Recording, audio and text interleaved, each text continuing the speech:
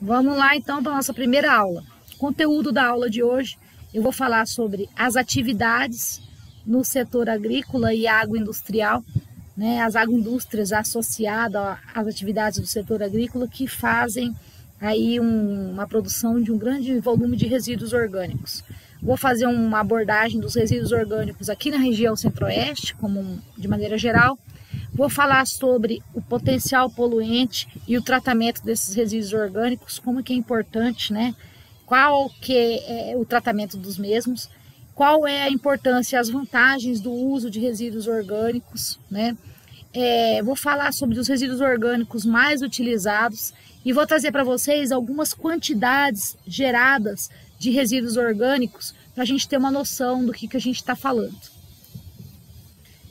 Então, bora lá. As atividades aí do setor agrícola e as atividades agroindustriais, né? As agroindústrias associadas a essas atividades geram variados resíduos orgânicos. E muitas vezes esses resíduos orgânicos produzidos pelas agroindústrias associado ao setor agrícola, ela tem um potencial poluente enorme, né? Adequadamente trabalhado, caracterizado, destinado, esses resíduos orgânicos têm um potencial enorme de aproveitamento, de reaproveitamento. Então eles podem ser transformados em importantes insumos agrícolas. Inclusive, a reciclagem dos nutrientes contidos nesses resíduos orgânicos, né, quando aproveitados, né, quando bem aproveitados, eles diminuem drasticamente os impactos ambientais no seu descarte. Então resolve um problema que é a destinação correta dos resíduos sólidos e efluentes dessas agroindústrias do setor agrícola. E, consequentemente, acabam também diminuindo, né, a dependência de algumas fontes minerais de fertilizante que o setor agrícola precisa. Então, se a gente pensar em termos de nutriente, em resíduos orgânicos, né, macro e micronutrientes, né, englobados aí nesse grupo, a gente não pode desprezar. Então, os nutrientes dos resíduos orgânicos não podem ser desprezados. Outra questão é que o uso dos resíduos orgânicos, né? Na verdade, o uso desses nutrientes em resíduos orgânicos depende, né, do conhecimento da composição dos resíduos. Quando nós conhecemos a composição dos resíduos orgânicos, sabemos exatamente quais os nutrientes que contém aquele resíduo orgânico, isso vai proporcionar para nós uma segurança no planejamento do uso desse resíduo orgânico, né? E também vamos conseguir planejar a substituição, pelo menos de parte, da fertilização mineral aí, né? Que a gente tanto precisa para manutenção aí e adubação das nossas áreas de cultivo.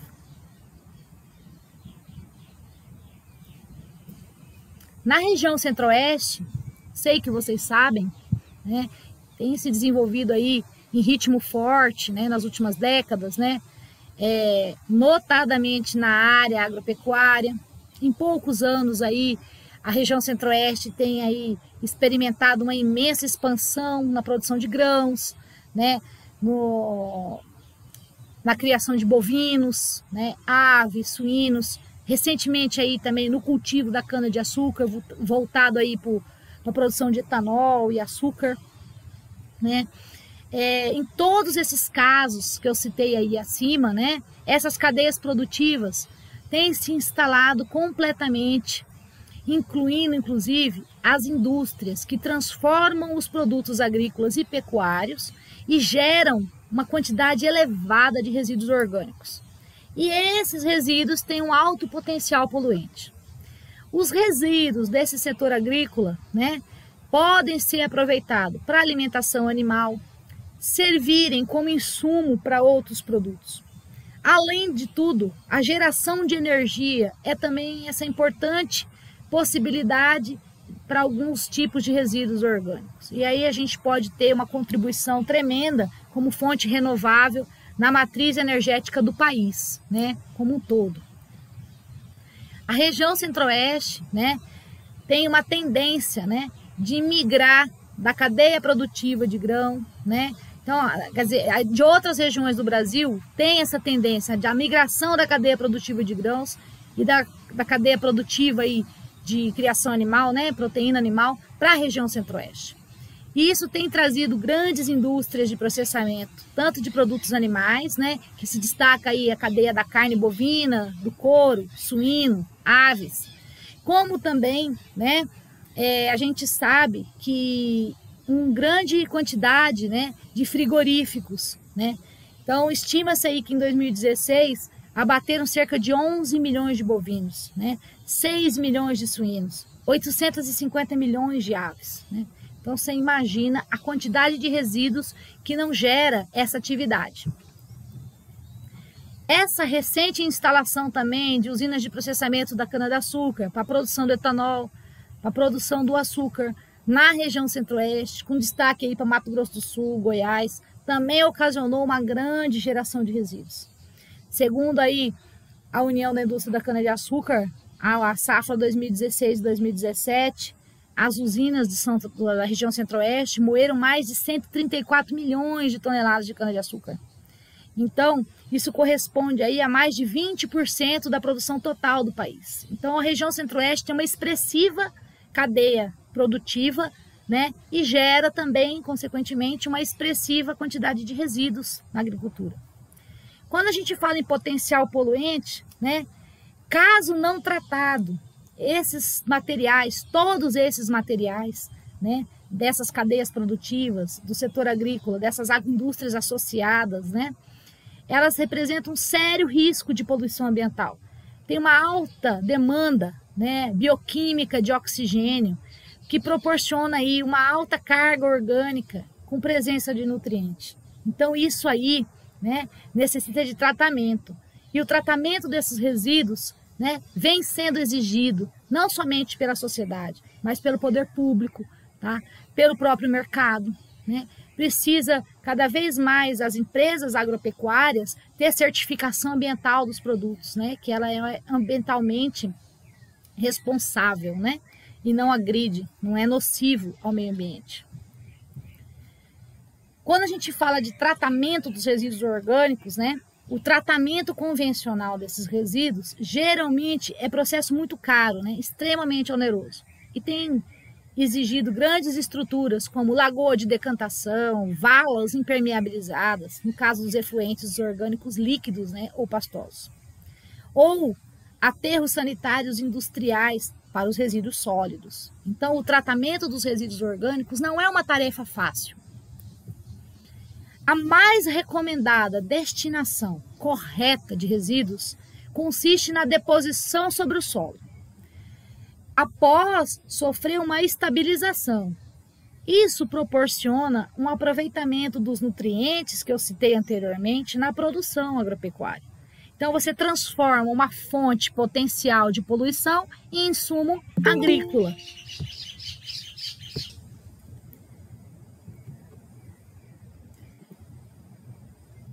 Dessa forma, né, os resíduos orgânicos têm uma tremenda importância, porque o uso de resíduos orgânicos, né, como fonte de nutrientes, né, às culturas agrícolas, é uma solução que alia o destino correto dos resíduos, né, o destino correto desses materiais e proporciona ainda uma reciclagem de nutrientes, ou seja, aquele nutriente retorna para dentro da cadeia produtiva.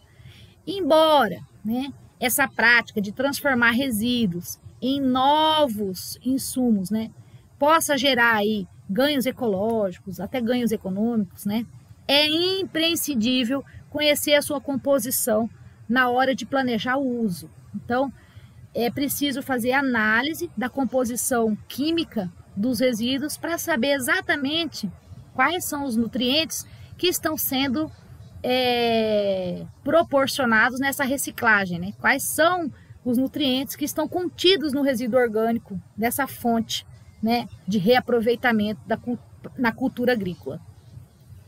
Quais as vantagens, né, no uso de resíduos orgânicos? O reaproveitamento, né, dessa biomassa remanescente aí em processos empregados ou na agroindústria ou na própria agricultura evita a acumulação dos resíduos orgânicos, contribui para o controle da poluição e proporciona, consequentemente, melhores condições da saúde pública.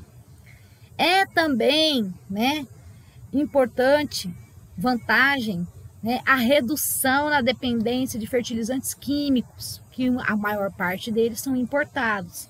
Então você acaba viabilizando, né, a sustentabilidade do crescimento da produção agrícola, porque você está reciclando um nutriente que estava com uma destinação, né, e sem reaproveitamento. Então a utilização de resíduos para adubação, né, vai permitir que a gente recupere valiosos nutrientes aí, presentes aí nos resíduos orgânicos, como nitrogênio, fósforo, potássio, né, e elementos traço aí. Além disso, a adição aí de matéria orgânica no solo, eu sei que vocês sabem, mas vale a pena reforçar, né, que vai contribuir aí para melhorar a estrutura física do solo, vai melhorar a capacidade do solo em fazer absorção de água, né, vai melhorar o fornecimento de nutrientes para a planta, porque a gente viabiliza o aumento da produção, a melhor qualidade do alimento, a gente tem um solo mais areado, né, com mais aeração. Então, existem inúmeras vantagens no reuso, né, do resíduo orgânico, nessa reciclagem de nutrientes, né, dentro da agricultura. A gente tem aí vários resíduos orgânicos que são amplamente utilizados, principalmente os agroindustriais, né? Como parte da fertilização de culturas, como é o caso aí da cama de aviário, né? Da torta de filtro.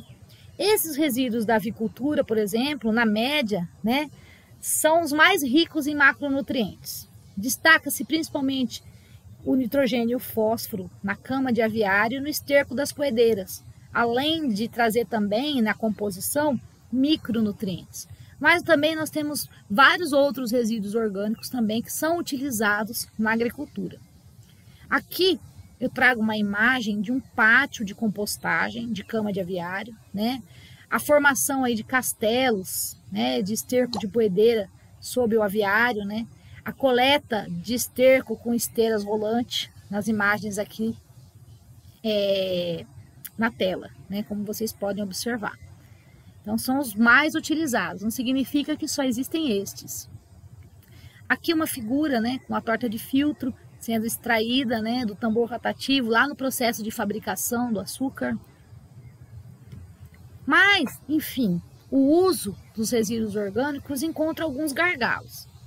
Em algumas atividades, né, agroindustriais, existe uma carência muito grande ainda de coeficientes técnicos, né, relativo a essa produção de resíduos orgânicos.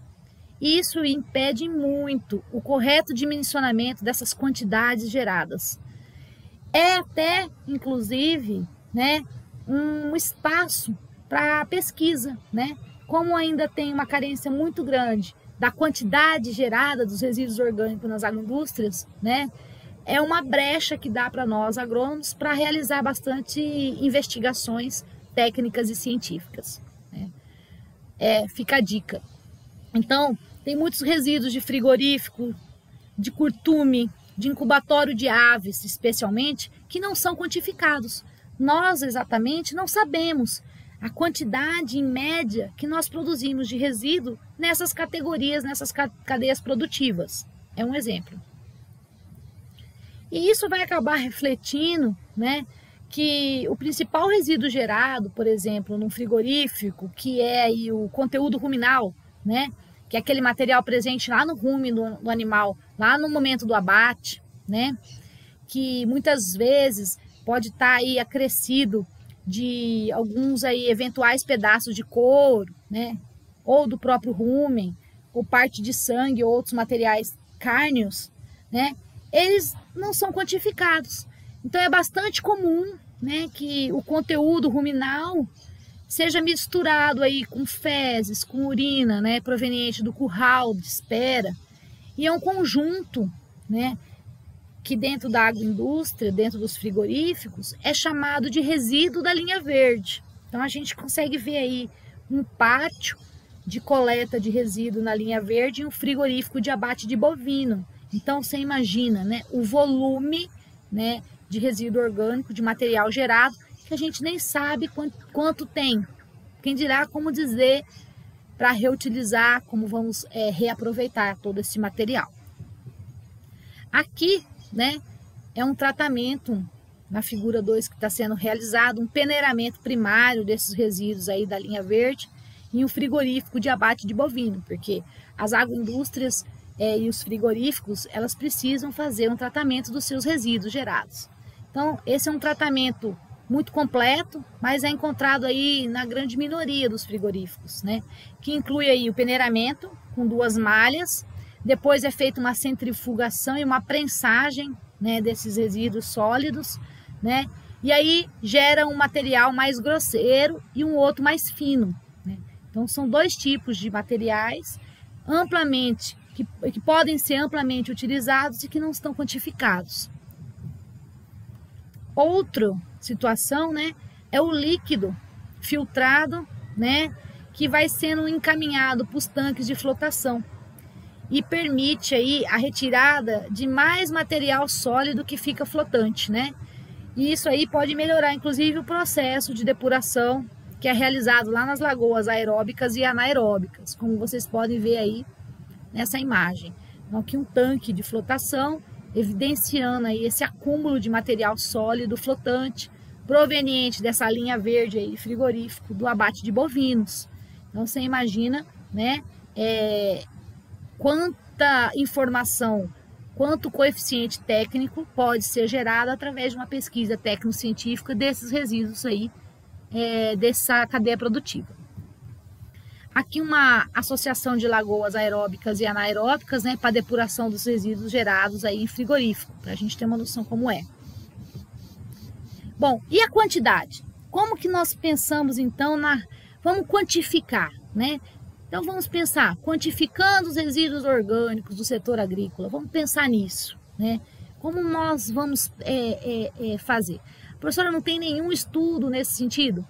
Não exatamente, tem sim, né? Já foram feitos algumas quantificações. É que tem muita coisa ainda para ser feita, mas já foram sim, já tem algumas quantidades já mais ou menos estabelecidas que as pessoas já mais ou menos sabem quanto que gera cada cadeia, cada setor agrícola.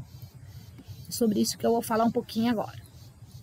Então, quando a gente pensa em resíduos, né, do processamento do milho e da soja, conforme aí a Associação Brasileira das Indústrias de Biomassa, né, os resíduos do processamento do milho, que são constituídos aí da palha, do sabugo, totalizam um total de 58% de fator residual. Então, a cadeia produtiva do processamento do milho, 58% é resíduo orgânico. Quando se trata da cadeia produtiva, né, do processamento da soja, estima-se aí que a gente tem aí uma aproximada aí produção de 2.700 toneladas de resíduo para cada 1.000 toneladas de grão processado, né? Então a gente pode considerar que no processamento da cultura do soja, 73% é resíduo orgânico. Quando a gente pensa nos resíduos do processamento do feijão e do arroz, né, a gente estima aí que os resíduos do processamento do feijão aí, por exemplo, são constituídos de palha, vagem e também totalizam 53% do total do feijão produzido. Então veja bem quanto material orgânico temos para trabalhar. Outra questão é o resíduo do processamento do arroz, né? Estima-se aí que a cultura do arroz produza cerca aí de 200 toneladas de biomassa para cada 1.000 toneladas de grão colhido. Então a gente pode considerar que o processamento do arroz gera em torno de 20% de resíduo de casca, por exemplo. Quando a gente pensa nos resíduos do processamento da cana-de-açúcar, né, a gente sabe aí que a cana é cultivada em países tropicais e subtropicais para a obtenção do açúcar e do álcool e também da aguardente, mas, entretanto, depois de transformada em produto, ela gera resíduo. Em geral, bagaço, vinhaça, torta de filtro, que é o resíduo lá da filtragem do caldo da cana, cinza do bagaço, produzida pela queima deste aí.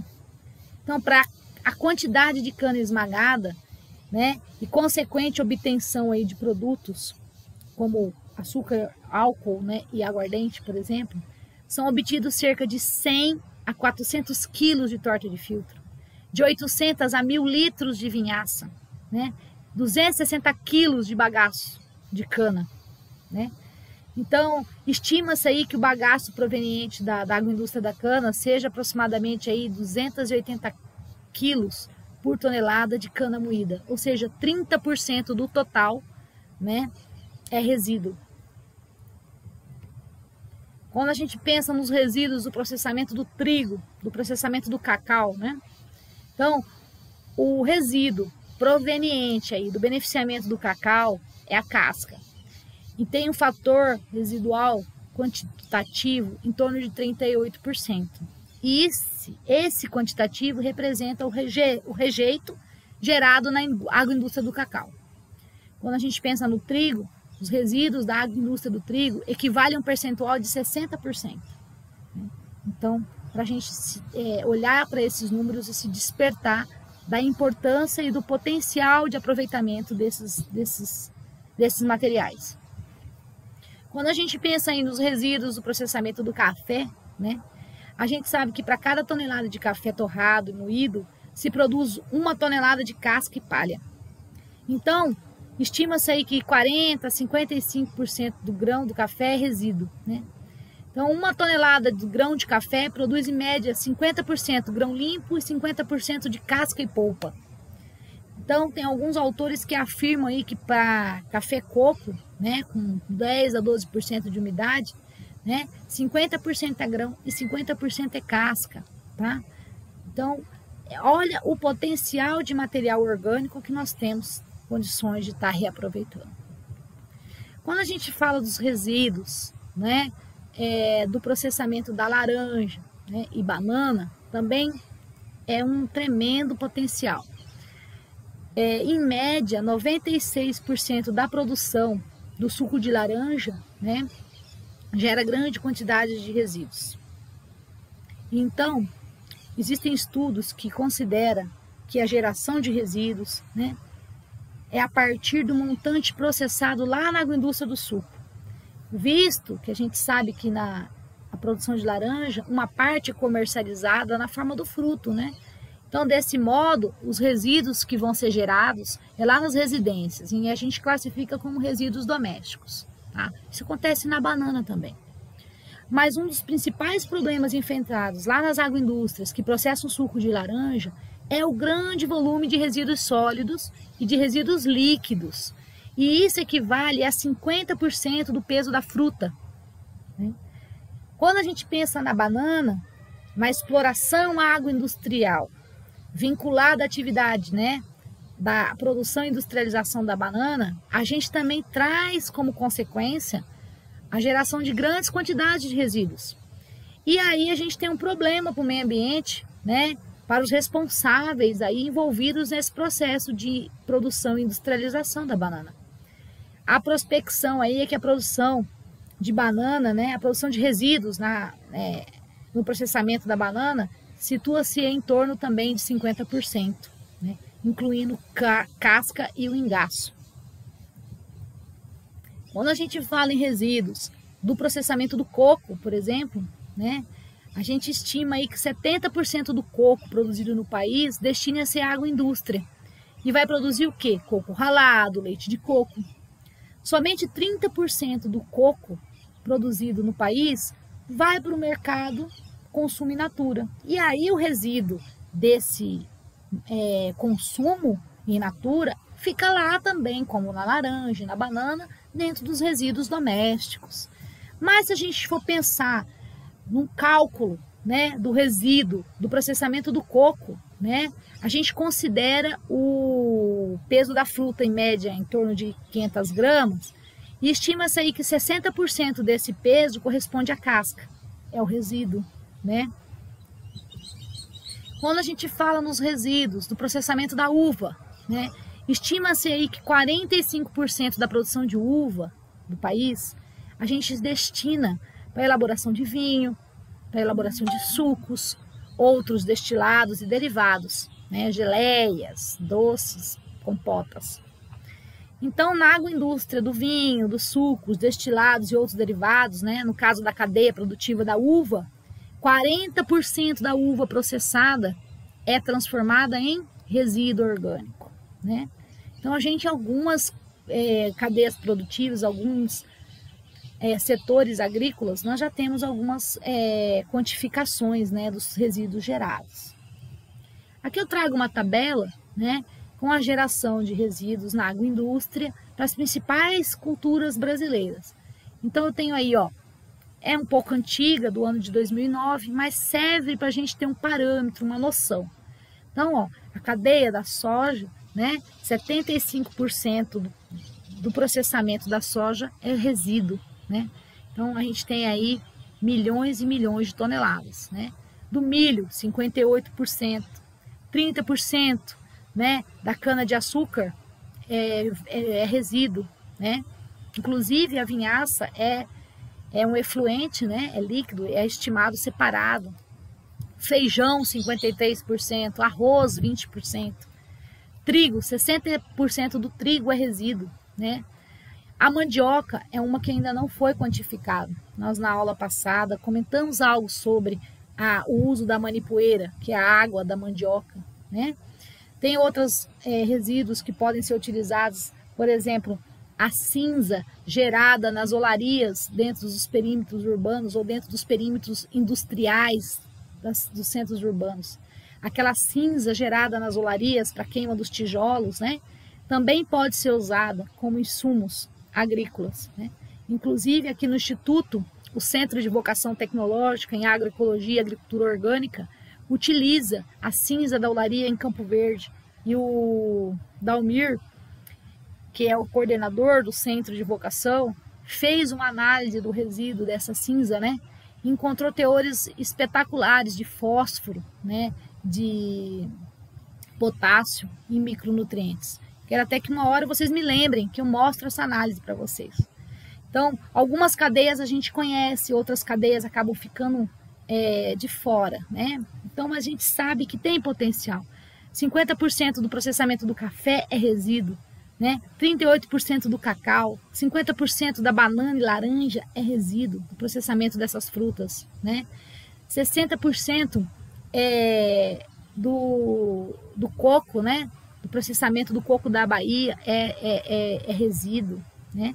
Aí temos outro, como castanha de caju, 73% do processamento do caju é resíduo, né? 40% do processamento da uva é resíduo, né? Então, veja o potencial dessas principais culturas cultivadas no nosso país, né? Que nós podemos aí estar reaproveitando e reutilizando esses nutrientes, reciclando esses nutrientes desses resíduos para a adubação e manutenção da própria cadeia, inclusive das mesmas culturas, né?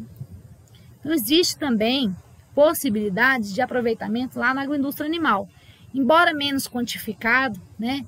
Mas a gente sabe aí que há muitas possibilidades de aproveitamento de resíduos. Existem vários subprodutos ou resíduos na agroindústria animal, como sangue, né? Como pelo, crina, o próprio esterco, resíduo do estômago, né? O rumen, como eu havia citado anteriormente, couro, pele, né? Ossos, sebo, né? Então, o que acontece? A indústria, né? Às vezes não reaproveita, mas aí a gente pode fazer uma preparação, um trabalho de tratamento e utilizar. Do sangue pode-se obter o plasma, né? Ou a farinha de sangue, né? Pode ser aproveitamento aí de gado abatido, né? O pelo e a crina pode ser usado para aproveitamento aí, faz uma preparação e um tratamento dos pelos para fazer aplicação em pincéis, né? O rumen, como eu havia dito, pode ser utilizado para compostagem ou para produção de biogás. Então, a compostagem eu posso usar como fertilizante e o biogás eu posso usar como potencial energético, né? O couro e a pele pode ser reutilizado, né? Fazer artigos aí de couro. Os ossos, né? Pode ser utilizado para fazer graxa, pode ser utilizado para farinha de osso, para alimentação animal, né? No caso, também fazer gelatina para a indústria alimentícia, né? O sebo também na indústria alimentícia, né? Então, a gente pode sim reaproveitar, porque existem muitas possibilidades na agroindústria animal também, né? Bom, a gente sabe que tem um potencial de geração também de gás metano, né, para fornecimento de energia elétrica pelos dejetos das criações animais, né, e resíduos das agroindústrias aí associadas à produção animal. Então, esse potencial ainda é pouco reaproveitado. Então, a gente tem também esse potencial como fonte de energia renovável. Então, no Brasil, o setor agropecuário caminha cada vez mais para o uso intensivo de fontes renováveis de energia. Então, essas formas alternativas aí de energia renovável, né, a gente pode citar aí a conversão da biomassa do rumen em energia secundária, né? Então, a gente pode dar um destaque aí a biodigestão anaeróbica, na ausência do ar, desses resíduos aí agroindustriais, até mesmo de resíduos domésticos ou de resíduos rurais aí em propriedades agropecuárias, e permite esse aproveitamento, né, sob a forma de biogás, de metano, né? E como fazer isso, né? Através da utilização dos biodigestores nesse meio rural. Isso tem merecido um destaque enorme por conta desses aspectos de saneamento, porque você resolve a destinação correta de resíduos das agroindústrias, ou você resolve a destinação correta dos próprios resíduos domésticos que gera esse poluente, esse gás metano, ou até mesmo rural, numa propriedade rural, não necessariamente de uma agroindústria. E isso acaba, além de resolver aspectos de saneamento, começa também a promover aspectos de geração de energia. E você estimula essa reciclagem orgânica e a reciclagem de nutrientes, né?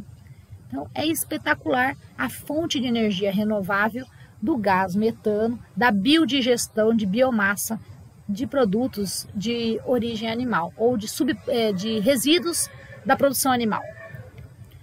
Quais são os resultados esperados com esses biodigestores, né? Os principais resultados, né, com a implantação aí de biodigestores, né, é proporcionar aí a substituição do gás, né, à base de petróleo, a substituição da lenha, né, por biogás, no aquecimento, por exemplo, do ar no interior de aviários, né, substituir o consumo de energia não renovável por energia renovável, que é o biogás, gerar energia elétrica, assim você consegue reduzir gastos do produtor com a compra da energia, que hoje conta de energia não está barata para pagar, consequentemente você acaba reduzindo custos da produção, né? Você consegue promover e interar atividades produtivas na propriedade através do manejo desses fluxos de energia e nutriente, né? Você reduz o potencial do impacto ambiental das atividades, por exemplo, suinícolas, né?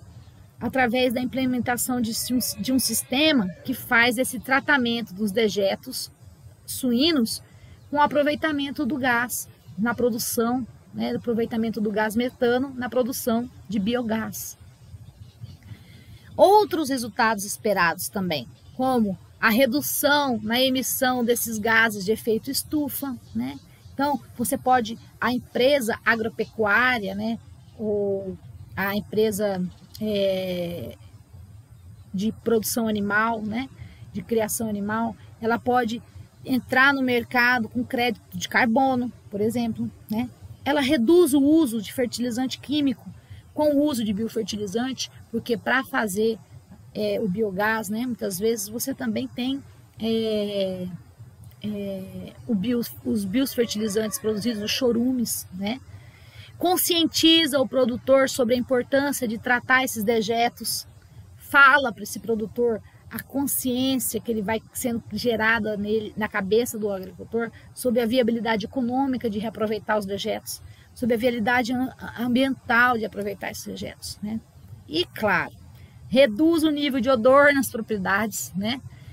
Quem vai para Cuiabá já deve ter presenciado pelos sentidos dos olfatos, né? Aquele cheiro, odor desagradável do curtume ao chegar ali na linha do pedágio. Então reduziria, se eles aproveitassem aquele gás metano para a produção de biogás, você reduziria o nível de odor, né, nessa produção aí no processamento do couro, por exemplo, né? Então é uma coisa que a gente espera com os biodigestores, né, quando implantados. Se a gente fizer uma comparação, né, dos biodigestores, né, com as diferentes fontes energéticas, né? Se a gente fizer uma comparação com as fontes não renováveis, ok? Então vamos pensar aí. Para cada 1 litro de gasolina, né? Qual é a equivalência? Quanto eu preciso de biogás, né? Então, 1,63 mais exatamente, metros cúbicos de biogás equivale a 1 litro de gasolina. 1,8 metro cúbico de biogás equivale a 1 litro de óleo diesel. 1,73 metros cúbicos de biogás equivale, né, a 1 litro de querosene, né? 1,58 metro cúbico de biogás vai equivaler a 1 litro de gasolina de avião, né? Agora, alguns eu vou necessário um pouco mais. Por exemplo, 2 metros cúbicos de biogás para ter 1 litro de óleo combustível, né? Quase a mesma quantidade para ter 1 litro de petróleo, né? Então, assim, algumas equivalências são necessárias a gente ter consciência para ver o quanto é viável a utilização dessa fonte de energia renovável, porque a agroindústria de produção animal não vai parar de produzir essa fonte de energia. O gás metano vai continuar sendo gerado e litros de fontes energéticas não renováveis podem ser economizadas, né? Então a gente pode economizar gás, lenha, carvão, né? Gás à base de petróleo, né? Então a gente pode economizar, inclusive, energia elétrica, né? Existem situações que pode começar a produzir e vender a energia elétrica, né? Em vez de estar pagando energia elétrica. Mas vamos deixar esse tipo de pessoal da engenharia, né? Vamos pensar que os resíduos gerados também têm outros usos, né? Muitos casos aí, o emprego dos resíduos orgânicos, né, podem ser utilizados aí como adubação orgânica, né, como uso energético, para dependência, para diminuir a dependência desses insumos aí importados, né, para fertilização das culturas, para melhorar a quantidade e a qualidade, perdão, dos solos através dessa adição de matéria orgânica. Então tem vários outros usos dos resíduos gerados, né? E isso tem impactos positivos e impactos negativos. Os impactos, né, ambientais causados aí pela geração de resíduos aí das atividades estudadas, né, bem como aí das agroindústrias associadas a essas atividades agrícolas, podem ser positivos quando a gente conseguir utilizar os resíduos como fertilizante orgânico ou quando a gente conseguir utilizar como fonte de energia renovável, por exemplo. Entretanto, se a gente não conseguir, caso esses resíduos não sejam bem manejados, Caso esses resíduos orgânicos não sejam bem tratados, não estejam bem dispostos, isso acaba sendo um alto potencial para gerar impacto negativo. Aí provoca contaminação do solo, contaminação da água, contaminação do ar, risco à saúde ambiental, riscos quanto ao funcionamento dos ecossistemas, gera custos para a saúde pública, a longo prazo inviabiliza a continuidade das atividades dessas agroindústrias. Outro aspecto, que talvez não seja foco dessa aula, né, mas que diz respeito ao impacto potencial da atividade, né, agroindustrial no setor agrícola, é o consumo de água. Né? Então, dependendo aí do recurso, né, que a gente deseja reutilizar, né, ou do recurso da onde eu quero retirar, a quantidade de água que seja necessário para retirar esse resíduo orgânico, né, inviabiliza a atividade, né, de reaproveitamento, por exemplo. Então, é muito vasto. Eu queria abrir o coração e a mente de vocês para as possibilidades de uso dos resíduos orgânicos. Espero que vocês tenham gostado. Qualquer coisa, me procurem aí, eu vou tirar as dúvidas de vocês.